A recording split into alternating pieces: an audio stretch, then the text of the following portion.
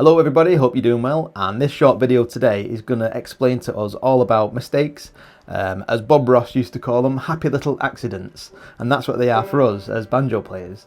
Now, El Gringo asked a question recently. He said that it feels like when he takes the fingers off the frets, I'm making more sound than I should be.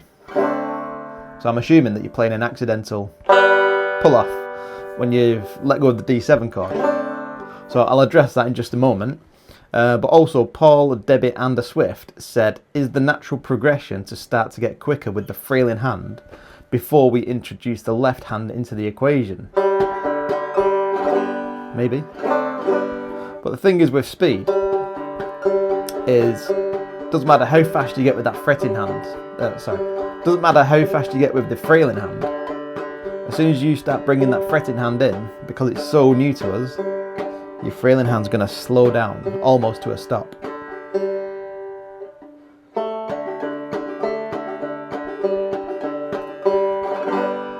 So to answer El Gringo's question about the noise with the D7, if it is an accidental pull-off that you're making and you're creating extra noise, don't worry about it. Like I said, let's just call it a happy little accident, because in the grand scheme of things,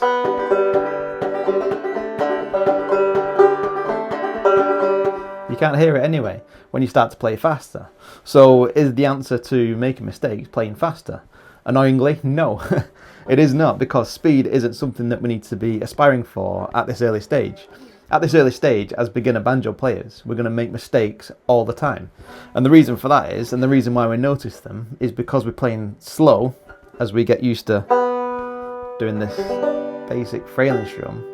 Every little nuance and every little mistake that we do make is hyper accentuated, which means we notice it. So if I accidentally strike multiple strings when I go for the hammer down, I'll notice it. If my strum is accidentally too loud and my thumb's too quiet, we'll notice it. If I strike and then I miss a strum, we'll notice it. All these tiny little mistakes, if you want to call them mistakes, are just things that happen. And the reason for that, obviously, it's totally new to us, isn't it? So we're just learning, we're practicing. So it is a good idea to try and aim for accuracy. But if you do strike multiple strings, or your strum's not as loud as your thumb pluck, or you're making noise when you let go of the D7 chord, try and not to focus on that. At this early stage, there are two things we want to focus on. Speed isn't one of them. The main thing is the pluck, the strum, the thumb, the rhythm, that motivation to keep going. And if I do make a mistake, if I hit multiple strings, or if I miss a string, I just keep going. Now the key with the basic frailing strum, and when we start doing the chords, is to slow. Try not to stop, but try and get to a slow pace, whereby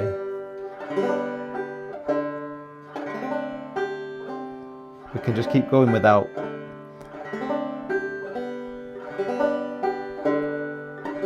causing us to stop. Because with the momentum, it's important to not speed up and slow down our playing, but more importantly, to keep going and to not stop.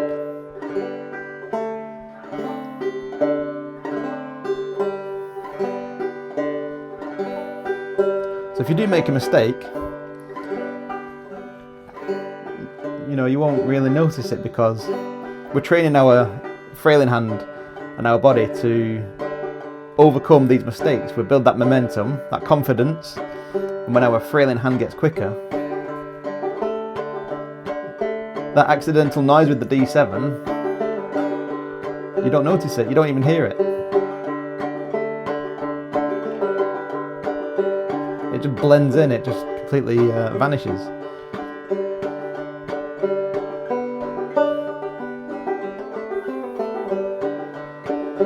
But the speed side of it will come naturally. The speed is just something that happens as your confidence and ability gradually grow. So focus on the rhythm.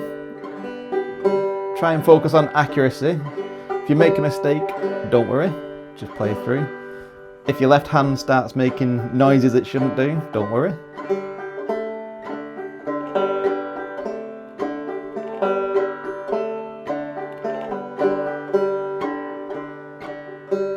And what I'd suggest is after you've watched this video, keep reading below.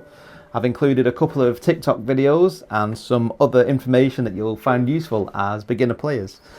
And at the very bottom, there's a comment box, so what I'd like you to do is finish the rest of this article, read it all, watch the extra videos, and at the bottom just share your thoughts and let me know if there's ever been a time, either learning the banjo or any other skill, where you found yourself going into that dip where you feel like your wheels are spinning, you're not progressing, you're getting stuck, you're losing motivation, but you've carried on, and you've got to the other side of it where you feel like, you know, you look back and realise that the dip was only part of the learning process.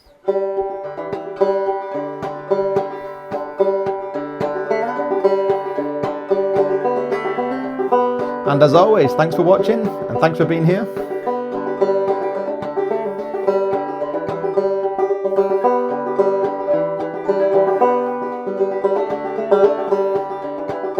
And always ask questions, because the wisdom section on Banjo Adventures, it's going to be our library of questions and answers. So without you guys asking questions, I can't create answers. So good luck, and I look forward to seeing what comments you leave in the box at the bottom.